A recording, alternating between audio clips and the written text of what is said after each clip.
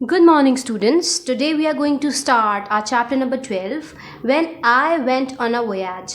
So, first of all, I would like to tell कि आपके इधर चैप्टर में शायद कुछ बुक में मिसप्रिंट है, आई नहीं लिखा हुआ है, तो आई वुड सजेस्ट कि आप लोग यहाँ पे आई लिख लें, आई बना लें एक छोटा सा, क्योंकि कहीं कहीं पे ये मिसप्रिंट है, लिखा हुआ नहीं है, तो इससे चैप्टर का नाम आपका पूरा नहीं हो पाएगा. तो you should right I. So now when I went on a voyage, तो ये क्या होती है? वोयाज मतलब जल यात्रा. जो यात्रा हम लोग नदी में, सी में, ओशंस में जो जल की यात्रा करते हैं, शिप में बैठ कर जाते हैं जर्नी पे, उसको हम लोग वोयाज कहते हैं. So now about this chapter किस बारे में? This chapter is small part taken from a autobiography of R.L. Stevenson. This chapter tells us about the first voyage of R.L. Stevenson. तो ये जो आपका चैप्टर है, R.L. स्टीवेंसन जो है उनकी ऑटोबायोग्राफी से लिया गया है, और ये अपन को उनके फर्स्ट वोयाज के बारे में बताता है, पहली जल यात्रा के बारे में बताता है. So who was R.L. Stevenson? R.L. Stevenson कौन थे? R.L. स्टीवेंसन एक बहुत ही रिनोड और फेमस ग्रेट पोइट थे, बहुत ही ज़्यादा फेमस थे वो, और पोइट थे, ऑथर थे. वो ट्रैवल बुक्स और ट्रैवल स्टोरीज़ लिखते थे, यानी कि ख़जाने के बारे में, ख़जाने और आइलैंड्स की स्टोरीज़ लिखा करते थे. तो उन्होंने अपने, तो ये उनकी ऑटोबायोग्राफी, जो उनकी ऑटोबायोग्राफी उनकी ज़िंदगी के बारे में जब लिखा गया, तो उन्होंने अपनी बुक लिखी, ऑटोबायोग्राफी लिखी उन्होंने. तो उन्होंने ये जो चैप्टर है उनकी ऑटोबायोग्राफी से, उनकी पहली वोयाज यानी कि पहली जल यात्रा पे जब वो गए तो कैसी थी वो, उन्होंने ये चैप्टर उसके ऊपर बेस्ड है. So without wasting much time, let's start with our chapter. This is a very interesting story. इसमें ख़जाने के बारे में, और मतलब ख़जाने के बारे में नहीं, मतलब इनकी ये जा रहे होते हैं नदी में और फिर तूफ़ान आता है, फिर इनकी बोट जो है, इनकी शिप जो है वो टूट जाती है, और फिर ये कैसे सरवाइव करते हैं आइलैंड पे, कैसे खाते हैं, फिर वहाँ से कैसे बचते हैं. तो ये स्टोरी बहुत ज़्यादा इंटरेस्टिंग है. You should not skip it, और इसको ध्यान से सुनिएगा. So let's begin. I had lost my parents when I was only 5 years of age. मैंने 5 साल की उम्र में ही अपने माँ बाप को खो दिया था. ये इन्होंने I lost my parents, I was only 5 year, ये इन्होंने खुद लिखा है, क्योंकि ये इनकी ऑटोबायोग्राफी से लिया है ना, तो ये इनकी ऑटोबायोग्राफी से उठाया गया, तो ये अपने बारे में खुद ही बता रहे हैं, कोई और नहीं बता रहा है कि he lost his parents, he was only 5 years old. तो ये इन्होंने इसलिए आई का यूज़ किया है. I had lost my parents when I was only 5 years of age. जब मैं 5 साल की उम्र का था तभी मैंने अपने पेरेंट्स को खो दिया था. तो he was an orphan. I was shy by nature, I didn't mix with other boys. तो उन्होंने कहता है कि मैं बहुत ही ज़्यादा शाई नेचर का था, मैं ना दूसरे लोगों से बिल्कुल भी मिक्सअप नहीं हो पाता था बाकी लड़कों से. आई वॉज लोनर टू से, मतलब कि मैं लोनर था, एक अकेला रहता था, मैं ज़्यादा मिक्सअप नहीं हो पाता था. My grandfather knew it, so he did not send me to school. मेरे ग्रैंड फादर को ही पता था, तो उन्होंने मुझे स्कूल नहीं भेजा, और उन्होंने ही टॉट मी हिमसेल्फ, और उन्होंने मुझे खुद से एजुकेशन दी, खुद से पढ़ाया. I was 18 when I accompanied him once to the port town. मैं 18 साल का था जब मैंने उनको पोर्ट टाउन में मैं उनके साथ गया. I accompanied him. There I saw the sea and a number of ships from China and Persia. There I saw the sea and number of ships from China and Persia. वहाँ पे मैंने नदी देखी, पोर्ट टाउन पे गए, उन्होंने वहाँ पे नदी देखी और शिप्स देखी जो चाइना और पर्शिया से आई हुई थी. I saw rich and carefree merchants. तो मैंने वहाँ पे के फ्री मर्चेंट्स देखे. People who used to trade. Merchants किसे कहते हैं? जो लोग ताजीदारी करते हैं, जो लोग ट्रेडिंग करते हैं. कहाँ से? From one country to another, मतलब कि इधर से, इस कंट्री से दूसरी कंट्री में बिजनेस करते हैं, तो वो ट्रेडर्स कहते हैं उन्हें. I decided to be a sailor. फिर वहाँ पे जहाँ गए उन्होंने वो सब माहौल देखा और इतने इंस्पायर्ड हुए कि उन्होंने डिसाइड किया कि वो सेलर बनेंगे. After we came back to our home, जब हम लोग अपने घर वापस आ गए, the longing was uppermost in my mind. तो वो जो लॉन्गिंग थी वहाँ की, वो मेरे इतने मैं सोचता रहा उस बारे में और इतना ज़्यादा एक्साइटेड था उस चीज़ को लेके, so I ran away and came to the port town. तो मैं तभी उठा, मैं उस चीज़ से बाहर ही नहीं आ पा रहा था उस थॉट से, तभी उठा और मैं पोर्ट टाउन वापस आ गया। There I joined some merchants who were about to set sail for Africa. फिर वहाँ पे मैं अपने आप ही, ना मैंने कुछ सोचा ना कुछ, मैं वहाँ पे बस मर्चेंट्स के साथ, एक ग्रुप के साथ, मर्चेंट्स के ग्रुप के साथ जुड़ गया और जो अफ्रीका जाने वाले थे, जो अफ्रीका की तरफ सेल करने वाले थे।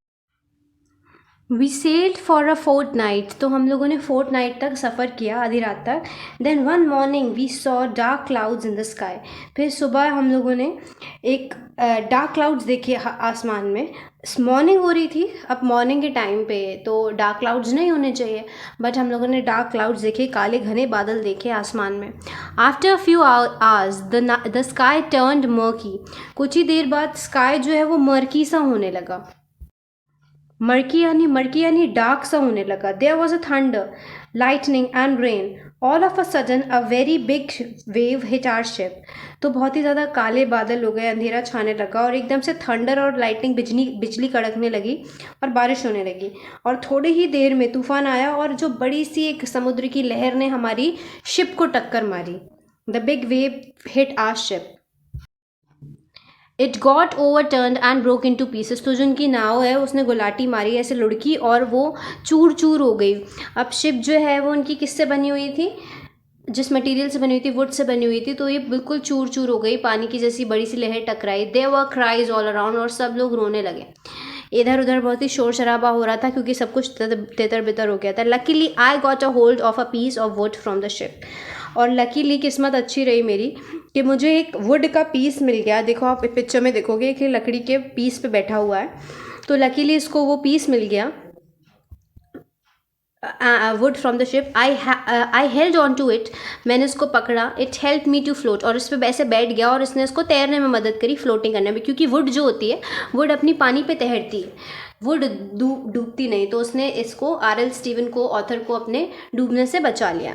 आई वॉज फ्राइटेंड, मैं बहुत ही डरा हुआ था। I prayed to God to save me, मैंने भगवान से दुआ मांगी कि मुझे बचा लो। अब आप खुद सोचो, अगर बीच समुद्र में, अगर आप जिस नाव पे आप सवार कर रहे थे वही टूट जाए तो फिर आप कहाँ जाओगे? आसपास कोई घर, कोई रोड, कोई इंसान तो होता नहीं आपकी मदद करने के लिए। आपके पास सीधा समुद्र है और इतना गहरा है कि आप उसमें डूब जाओगे। कितना स्विम कर पाओगे? थक जाओगे एक बार को और फिर उस पानी में डूब के मर जाओगे। बट लकीली इनको ये मिल गई थी बोट, लेकिन फिर भी इन्होंने सोचा कि क्या पता फिर से तूफान आ जाए, फिर से मैं मर जाऊँगा। तो वो बहुत ही डरे हुए थे और भगवान से कंटिन्यूसली प्रे कर रहे थे कि उनकी जान बचा लें। एट लॉन्ग लास्ट, बहुत देर बाद, my feet seem to touch ground, it was land. और कुछ ही देर बाद मुझे ऐसा लगा कि मैं लैंड पे आ गया हूँ। आई वॉकड 10 और 15 मीटर्स, मैं बस 10 से 15 मीटर चला, यानी 10-15 कदम ही चला होगा। एंड वाटर, मैं पानी में चला 10 से 15 कदम। And got to dry ground, और फिर चलते चलते मैं कहाँ आ गया? पानी में आ गया। जब नदी के किनारे पे आते हैं तो लैंड सा आने लगता है, वो गहरा उसकी कम हो जाती है, तो वो लैंड पे आ गए, ड्राई ग्राउंड पे आ गए। I lay down exhausted and soon sleep overtook me. अब इतनी उनके पास हिम्मत नहीं थी कि वो वहाँ पे आके खड़े हो पाते कुछ। जैसे ही वो ग्राउंड पे आए, उन्हें एहसास हुआ कि वो ग्राउंड पे आ गए, वो सीधे नीचे गिरे और क्या, sleep, and he went to sleep. इतने थके हुए थे कि जब थके हुए होते हैं अपन, पता नहीं कितने दिन से सफ़र कर रहे थे, जब थके हुए होते हैं तो वो सो गए बस। उनको the sleep overtook him.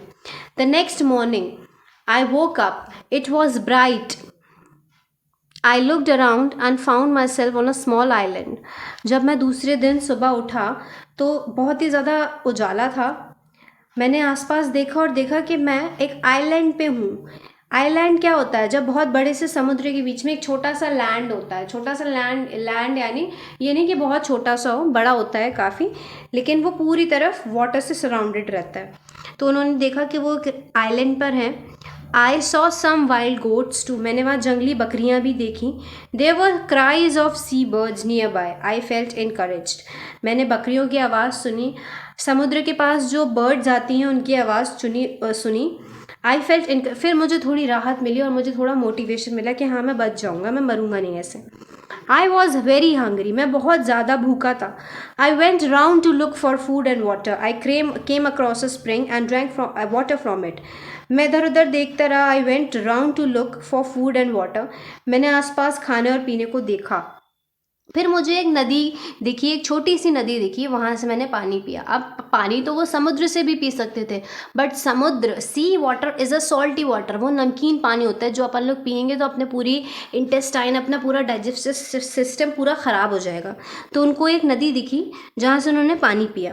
But I couldn't find any food, but हमको कोई खाना नहीं मिला. पानी तो मिल गया था उनको, बट उनको कोई खाना नहीं मिला. It was already late evening, ढूंढते ढूंढते रात हो गई. I lay down by the shade of a rock. और मैंने क्या किया, इन्होंने पानी तो पी लिया था और ये क्या किया इन्होंने, एक रॉक था, एक बड़ा सा पत्थर था, उसकी शेड आ रही थी, परछाई आ रही थी उसकी, और वो वहाँ पे लेट गए. And soon fell to sleep. और इतने थके हुए थे खाना ढूंढते ढूंढते कि फिर से वो सो गए.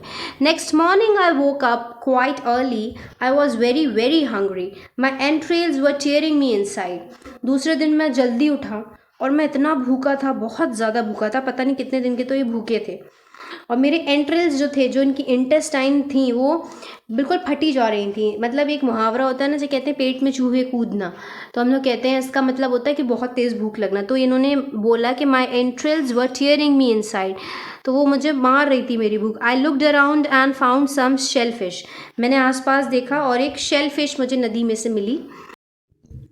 Then I made fire by striking 2 stones and lighting dry leaves over it. फिर मैंने क्या किया, अब मुझे आग जलानी थी. मैं कच्ची मछली तो नहीं खा सकता था, तो आग कैसे जलाते हैं, वहाँ माचिस की तीली तो उनको मिलेगी नहीं. तो उन्होंने क्या किया, 2 स्टोन्स लिए. अर्ली टाइम्स में क्या होता था कि ये लोग 2 पत्थर को ऐसे रगड़ते थे और फिर उससे चिंगारी निकलती थी, स्ट्राइक होती थी, और आसपास जो भी सूखी पत्तियाँ रख देते थे, तो जैसी वो चिंगारी सूखी पत्तियाँ पकड़ लेती थी तो उससे आग लग जाती थी. तो ये उनकी टेक्निक होती थी आग लगाने की. तो उन्होंने क्या किया कि 2 स्टोन्स लिए और आसपास सूखी पत्तियाँ रख दी. तो जैसे उन्होंने वो 2 स्टोन स्ट्राइक करे, फायर लग गई, आग लग गई. I burnt dry wood. और फिर मैंने उसमें सूखी लकड़ियाँ जलाई. I cook the shellfish and ate it. तो मैंने क्या किया, मैंने मछली जो थी उसको बनाया और खा गया. It was my first meal on the island after the shipwreck. तो ये मेरा पहला खाना था. हफ्तों बाद उन्होंने खाना खाया, और क्या खाया, शेल फिश खाई उन्होंने. Once I caught a wild goat and ate its meat. अब मैंने क्या किया, उसके बाद मैंने एक वाइल्ड गोट को पकड़ा, एक जंगली बकरी को पकड़ा, और फिर उसको गरम करके, मतलब रोस्ट करके, जैसे उन्होंने आग जलाई थी उस पर, उसको रोस्ट करके उसका मीट खाया. I kept it's horns. मैंने उसके जो हॉर्न्स थे उनको रख लिया था. I had even made a small हट बिटवीन 2 रॉक्स. मैंने उसके I had even made a small हट बिटवीन 2 रॉक्स. मैंने एक छोटे से 2 पत्थरों से मैंने एक स्मॉल हट भी बनाया वहाँ पे. In this way I lived on the island for a pretty long time. इसी तरीके से मैंने काफ़ी टाइम तक आइलैंड पर अपनी ज़िंदगी गुजारी. I had no means no date. मुझे नहीं पता था कि क्या डेट चल रही है, मुझे कोई नहीं पता, मुझे बिल्कुल भी अंदाज़ा नहीं था कि शहर में इस वक्त क्या दिन चल रहा होगा. What is the date, he had no idea. Then one day I saw some footprints on the shore. और एक दिन मैंने शोर पे, मतलब शोर क्या होता है, सी साइड एरिया पे, उन्होंने देखा कि कुछ पैरों के निशान थे, कुछ फुटप्रिंट्स थे. तो उन्हें डाउट हुआ कि यहाँ अकेला मैं हूँ, यहाँ तो कोई है नहीं. That night I even heard some voices. और उस रात मैंने कुछ आवाज़ें भी सुनी, कुछ लोगों की बात करने की. I got up and looked around. मैं उठा और मैंने आसपास देखा. I saw a group of man on the शोर. मैंने देखा कि नदी के किनारे शोर पर कुछ आदमी बैठे हुए थे. They were sitting around a fire. अब आग जला के वो लोग बिल्कुल बॉन फायर की तरह बिल्कुल आग के पास बैठे हुए थे. They were drinking and eating. वो लोग क्या कर रहे थे, खाना खा रहे थे और पी रहे थे. After some time they lay down on the ground and fell asleep. थोड़ी देर खाना न खाने के बाद वो लोग ज़मीन पे लेटे उन्होंने, और फिर वो लोग सो गए. Most probably they were sea pirates. उन्होंने अंदाज़ा लगाया उनके ड्रेसअप से, उनके ड्रेसिंग स्टाइल से, कि ये लोग सी पायरेट्स हैं. पायरेट्स कौन होते हैं, sea pirates, person who attack and rob ships at sea. तो जैसे हम लोग ट्रैवल करते हैं तो कुछ चोर डाकू गुंडे अपन को मिल जाते हैं जो कि अपना सामान लूट लेते हैं. तो ऐसे समुद्र के डाकू भी होते हैं। वो लोग क्या करते हैं, अपनी छोटी सी शिप पे रहते हैं, इनके पास काफ़ी सारा मतलब तलवार और ये गन्स वगैरह रहते हैं कि लोगों को डरा धमका सके और उनको लूट सकें। जो मर्चेंट ट्रेडिंग करते हैं उनको, उनकी शिप्स को ये लोग लूट सकें और उनका सारा सामान अपने पास ले सकें। तो उसने अंदाज़ा लगाया और they had kept their boat near the shore, quietly I got on it and sailed away. अब अगर ये बता के जाते या इनसे दोस्ती करते तो ऐसा तो है नहीं कि वो इनकी हेल्प करते, क्योंकि ये लोग बुरे लोग थे। तो इन्होंने क्या किया, आराम से ये चुपके से गया और इनकी बोट लेके चले गए। To my great relief there were many boxes filled with gold, silver, jewels, bread, butter, honey and water. अब इनकी किस्मत इतनी अच्छी रही, he was very lucky, he got lucky, कि जो इनका शिप थी, अब वो पायरेट्स की थी तो वो लोग तो चोर थे, तो उनका पूरा जो चोरी किया हुआ सामान था वो पूरा बॉक्सेस फिल्ड थे, किससे, गोल्ड से, सोने से, चांदी की ज्वेलरी से, bread, butter, honey and water भी था, खाने के लिए भी इनको सामान मिल गया। आई रोड ऑन एंड ऑन, तो वो बस चलाते रहे बोट और चलाते रहे जब तक वो सी के एंड पे नहीं पहुंच गए, किसी लैंड पे नहीं पहुंच गए। After many days on the sea, बहुत दिन सी पे सफ़र करने के बाद, समुद्र पे बिताने के बाद, the boat came to land, और फिर बोट जो है लैंड पर आई। दे मेट सम फिशरमैन, तो फिर ये अफ्रीकन कोस्ट पर लैंड करने के बाद ये कुछ मछुआरे से मिले। They were very kind to me, तो और वो जो मछुआरे थे वो उनकी प्रति बहुत ही ज़्यादा दयालु थे, बहुत ही ज़्यादा अच्छा बिहेवियर था उनका। तो they were very kind to me.